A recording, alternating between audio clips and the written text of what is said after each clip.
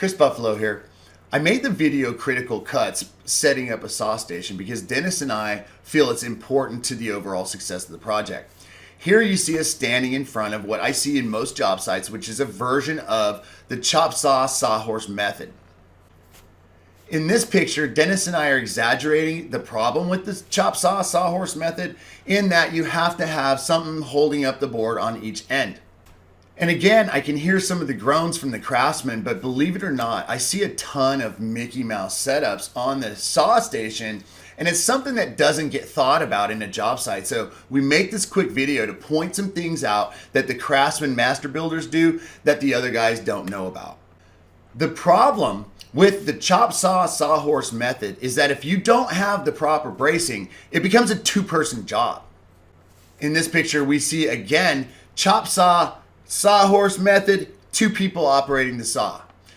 Dennis doesn't like to have two people operating a saw because it's a waste of manpower. Here you see a guy that got creative to make a one-man station because he put his chop saw on a table and built braces so this can be a one-man station. However, that's not realistic for a lot of people. And again, I'm using a ladder here, and again, we're kind of poking fun, but I've seen this on job sites, okay? This kind of a deal situation is going to slow you down. It's going to cost more time, and it's going to not be the right outcome that you want for your project. I have the slow-mo video of Dennis chopping down on a board that doesn't have the right weight factored in, okay? It doesn't have the right weight balance. And when he does, the board springs up off the saw. There's no way that's going to be a 90-degree cut.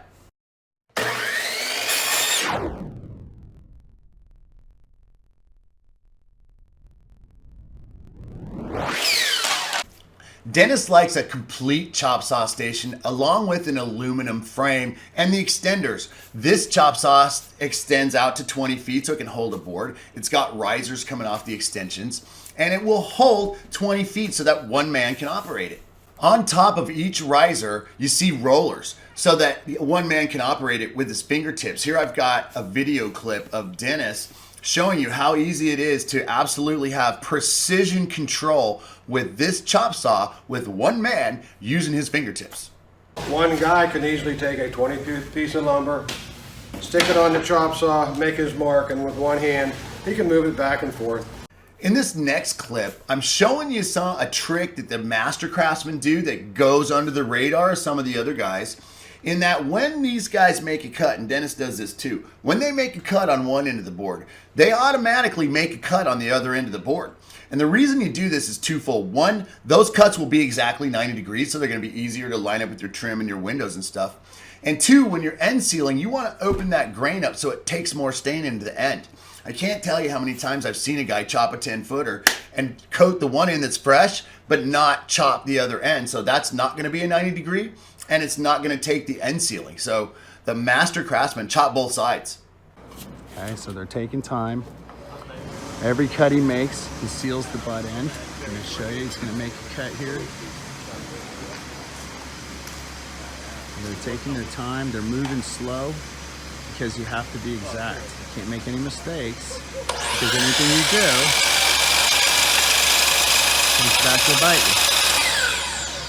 So he just made a cut. He's going to take that rag, he's going to seal the end.